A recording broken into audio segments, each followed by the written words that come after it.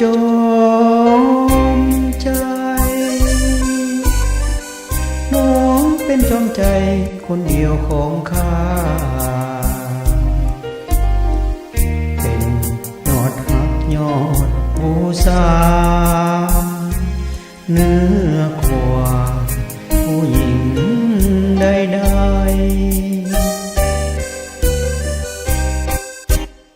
ยา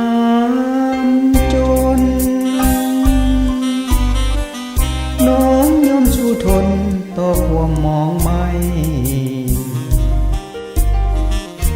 ห่วงขัดสนทุกอย่างห่างไกล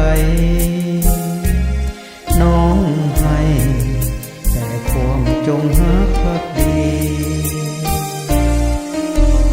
น้องคือน้ำทิพย์แห่งดวงใจน้องคือแสงไฟส่องทางชีวิตสมคำที่เป็นกุลสตรีโอ้คนดีน้องคือจอมใจคนจนจอมใจ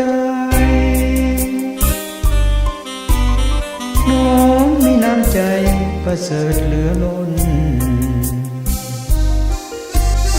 เพื่อยอดหญิงข้าจะทนคิดคนสร้างตนให้สมจอมใจ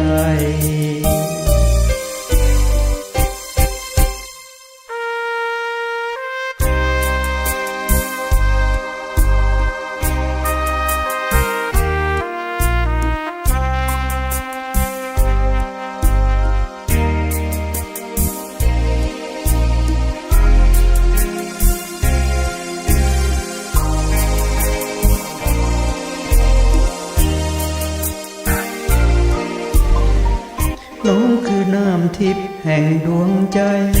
น้องคือแสงไฟส่องทางชีวิตสมคำที่เป็นกุลสตรีโอ้คนดีน้องคือจอมใจคนจนจอมใจน้องมีน้ำใจประเสริฐเหลือล้นเพื่อยอดหญิงข้าจะทน